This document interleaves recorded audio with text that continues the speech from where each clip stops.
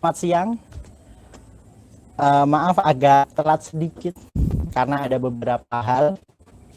Perkenalkan saya Saiful akan membuka acara pertama ini.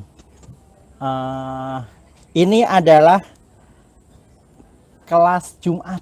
Salah satu sebenarnya ini adalah program internal ya, internal Sanggar Inovasi Desa untuk saling belajar. Live kan kita bagikan melalui channel ini.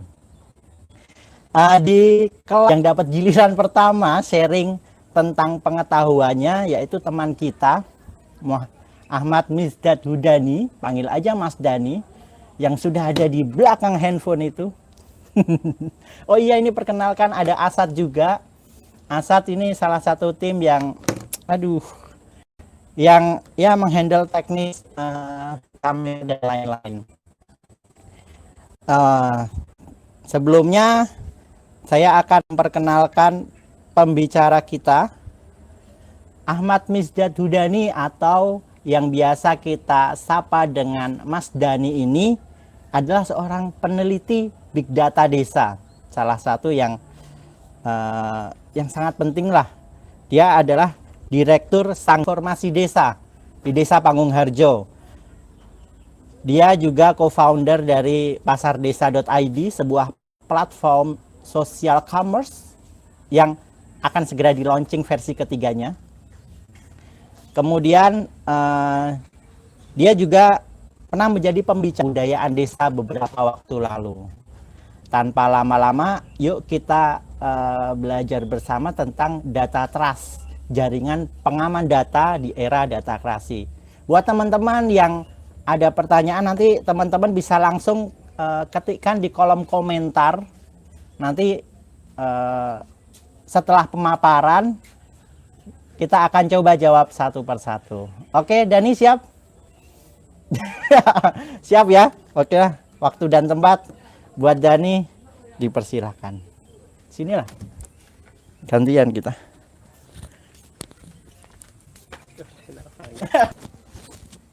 Cek, terdengar? Oke. Sudah diperkenalkan cukup agak berlebihan ya menurut Mas Saiful. Ya tapi ya begitu adanya. Nah, di sini saya akan membahas soal data trust. Data trust sebagai jaring pengaman data di era datakrasi. Sebenarnya ini juga berkaitan erat dengan 20 tema yang dibahas. Salah satunya adalah data Indonesia baru dari desa. Data trust disebut satu instrumen seperti itu. Nah, jadi yang pertama, seperti yang saya sebutkan tadi, Kongres Kebudayaan Desa diselenggarakan oleh beberapa pihak, salah satunya Sanggar Inovasi Desa pada bulan Juni sampai Agustus 2020. Nah, salah satu temanya tadi ada datakrasi. Kemudian di buku putih disebutkan bahwa data trust sebagai alternatif solusi terkait keamanan data. Namun kedua desa pun datakrasi seperti apa itu saya rasa belum terlalu jelas. Jadi masih pekerjaannya masih panjang untuk mewujudkan. Seharusnya perlu penajaman konsep datakrasi. Jadi datakrasi seperti apa yang sebenarnya diinginkan yang berangkat dari desa seperti itu. Kemudian soal data trust, walaupun disinggung di dalam buku putih, namun kemudian konsepsinya juga belum jelas. Belum ada tatanan untuk konsep saja belum jelas, apalagi soal tatanan teknis bagaimana mewujudkan data trust di tataran desa seperti itu. Maka di sini saya merasa perlu ada urun gagasan baik dari saya maupun teman-teman. Jadi di sini saya berusaha memantik diskusi kembali soal data trust terwujud sebuah konsep yang lebih detail dan kemudian bisa dilaksanakan dalam tataran teknis. Nah, tapi sebelum masuk ke data trust, saya ingin mereview sebentar soal mengenai data. Jika kita mengikuti diskusi soal data, pasti banyak di antara kita mendengar bahwa data is new oil. Tapi apakah seperti itu kenyataannya? Kita nggak pernah tahu. Jika data pun itu merupakan new oil, tapi kenyataannya data sangat berbeda dengan minyak. Data tidak perlu diekstraksi dengan mesin-mesin mahal, teknologi-teknologi canggih. Data cukup, bahkan data itu sangat mudah diperbanyak, mudah di copy paste seperti itu. Nah, permasalahan lain,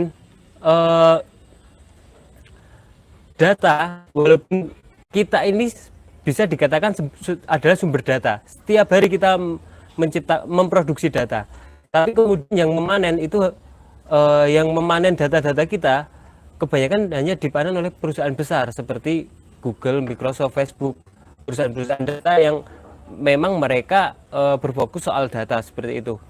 Nah, padahal kenyataannya ada sekitar 2,5 kuintilion data diproduksi setiap hari oleh kita. Nah, data-data tersebut saya yakin hanya sebagian kecil dikelola oleh desa. Kebanyakan data-data tersebut hanya akan mengalir ke kantong-kantong server perusahaan-perusahaan big tech. Nah, kenapa ini menjadi masalah? Karena kemudian kita kehilangan kontrol atas data tersebut. Nah, parahnya pemerintah desa yang seharusnya mempunyai data tersebut, data-data tentang warga desanya, yang penting untuk membuat kebijakan, kehilangan karena data yang tadi 2,5 kuintilion itu hanya mengalir langsung ke server big tech.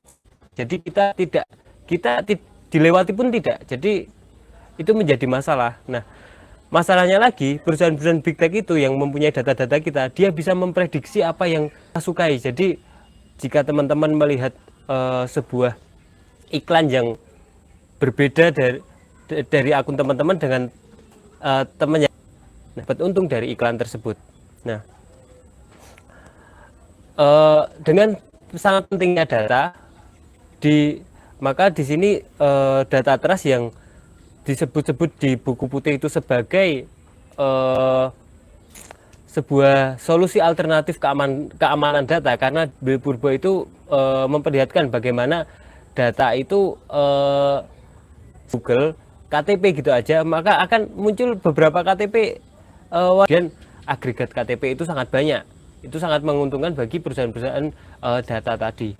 Nah, di sini saya membuat tawaran konsep tentang data trust yang tadi diletakkan sebagai solusi alternatif dari keamanan data. Nah, sebelum kita bicara soal konsepsi bagaimana sih data trust, nah, pertama-tama kita perlu mendefinisikan data trust. Ada beberapa definisi soal data trust. Yang pertama soal dari Open Data Institute.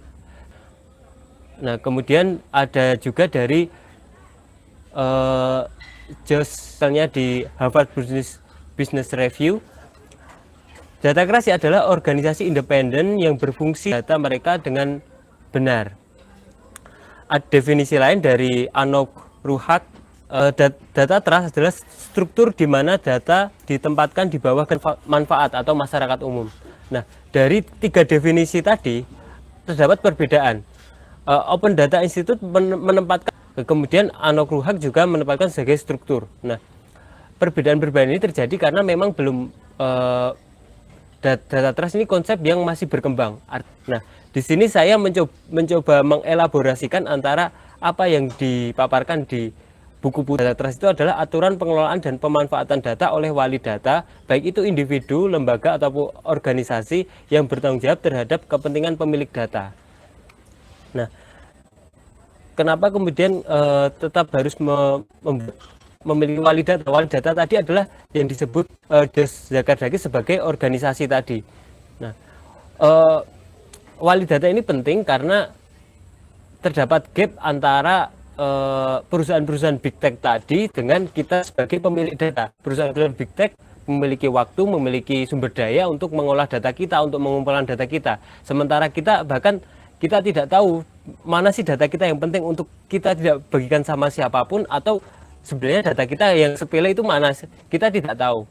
Apalagi bagaimana soal kemampuan menganalisisnya atau kemampuan mempertahankan data kita. Nah, itu sangat sulit di era digital saat ini.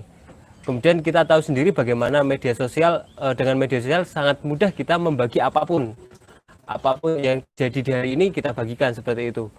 Nah, dari definisi tadi saya menawarkan ada 7 karakteristik dari data trust yang dimiliki desa. Karena saya spesifik ini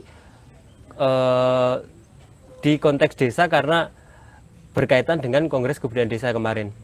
Yang pertama adalah mekanisme bottom up.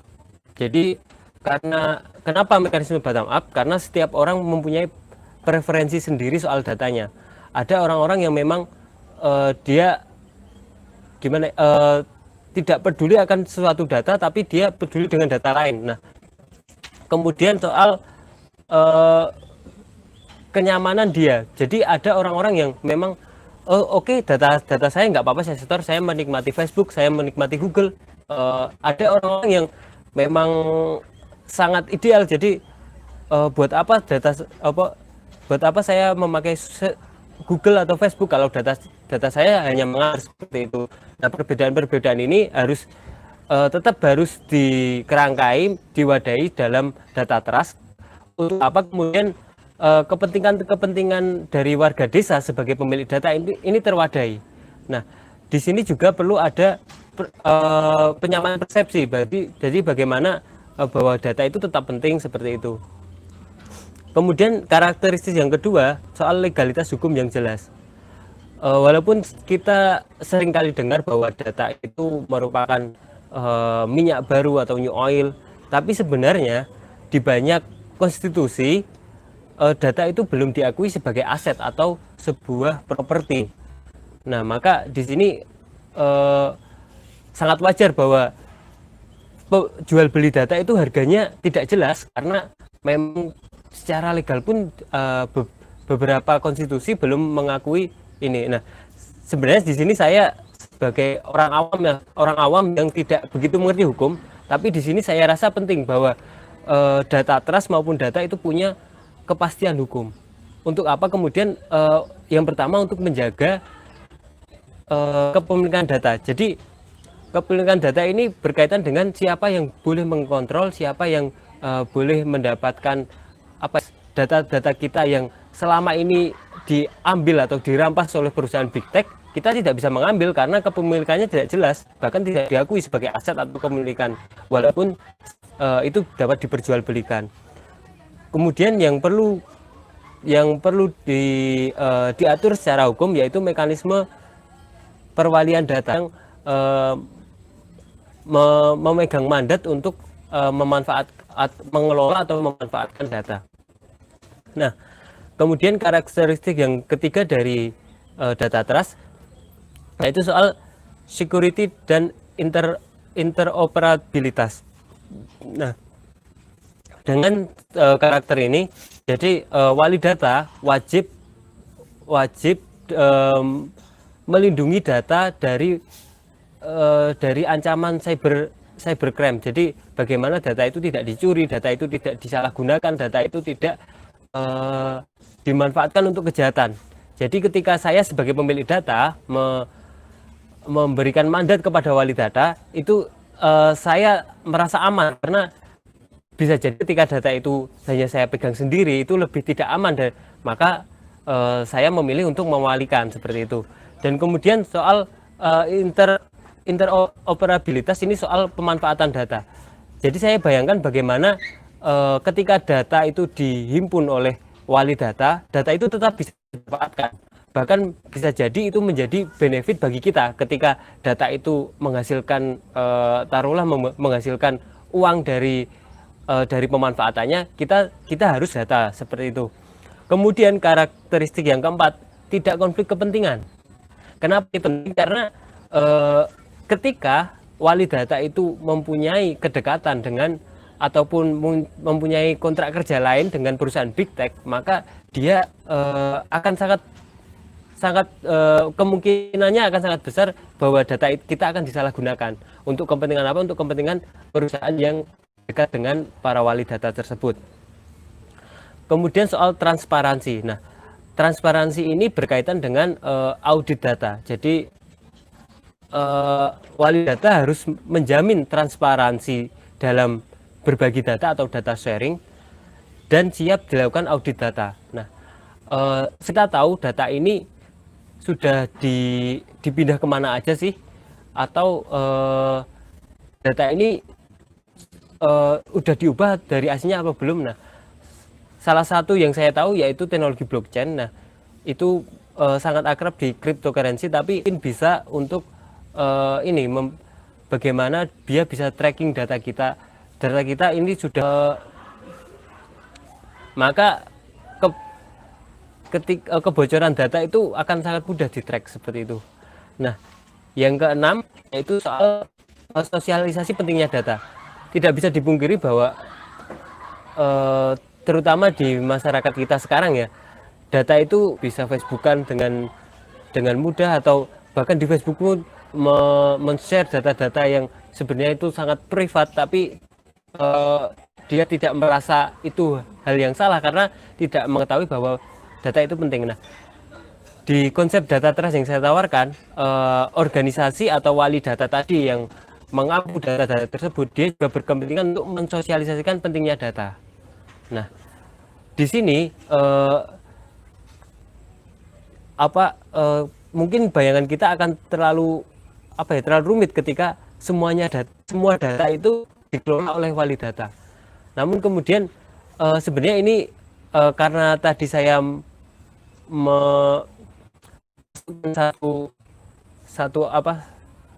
satu karakteristik yaitu mekanisme bottom up. Jadi tidak semuanya data itu harus diampu oleh wali data.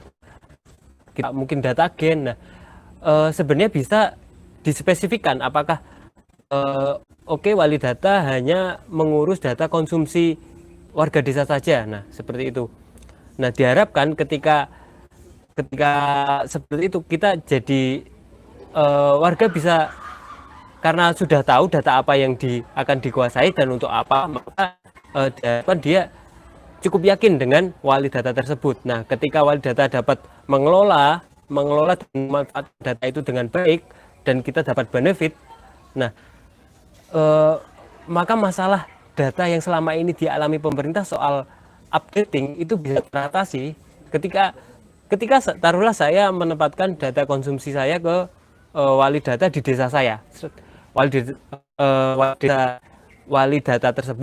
Wali data di desa saya tersebut bisa memanfaatkan data, kemudian saya mendapatkan benefit dari data tersebut, dari apa yang saya tanam.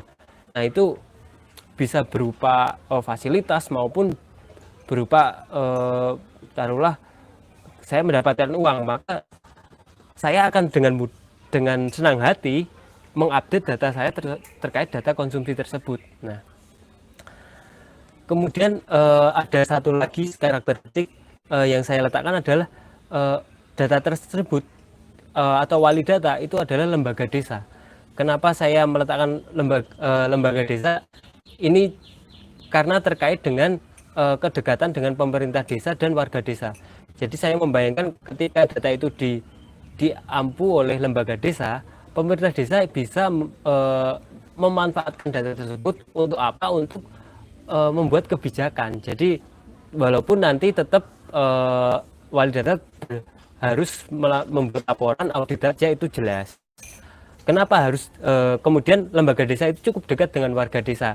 Ketika wali data lembaga desa, saya tahu orang-orangnya siapa saja sih yang mengampu data. Nah, dengan kedekatan tersebut maka akan timbul kepercayaan untuk memberikan data kita kepada wali data. Ini penting karena yang kita tahu, yang saya tadi katakan kan, banyak orang kemudian tidak peduli dengan datanya, atau yang peduli itu terlalu takut memberikan datanya. Nah, dengan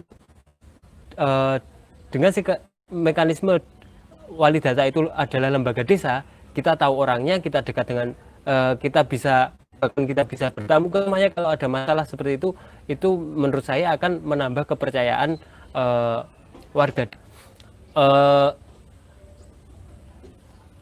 Dari saya mungkin cukup sesingkat ini ya, maksudnya konsepsi atas data trust ini.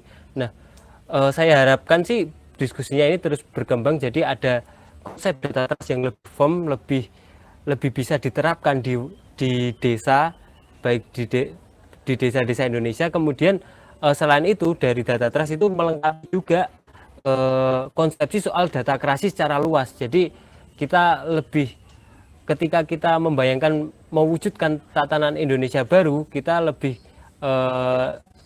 lebih paham, lebih bisa membayangkan dengan konsep-konsep yang lebih jelas. Nah, seperti itu dari saya. Ini moderatornya hilang. Moderatornya kan. Gimana ini?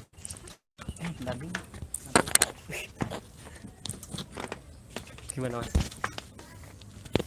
Kayaknya belum ada yang nanya. Luar biasa teman-teman. Kita kasih apresiasi dulu, tepuk tangan ya di rumah masing-masing. Luar biasa penjelasan temanku tadi, teman kita Dani. Oke teman-teman, buat teman-teman yang menyimpan pertanyaan-pertanyaan seputar data, silahkan tulis di kolom komentar. Nanti kita akan coba balas satu persatu. Oke, kita tungguin seminggu lah. Oke teman-teman, jadi luar biasa, sangat penting sekali ya soal data ini. New Oil, data ini ya, siapa yang menguasai data dia akan menguasai dunia. Mungkin cukup itu dulu aja kali ya untuk sharing di kelas Jumat siang hari ini. Terima kasih teman-teman buat yang sudah meluangkan waktu untuk menyaksikan kelas ini. Tunggu materi Jumat berikutnya. Jumat berikutnya kita masih akan membahas soal data, karena banyak sekali hal yang perlu kita bahas soal data. Begitu pentingnya soal data, kita taruh menjadi materi pertama dalam sebulan pertama ini. Terima kasih teman-teman. Terus semangat. Assalamualaikum warahmatullahi wabarakatuh. Off dong.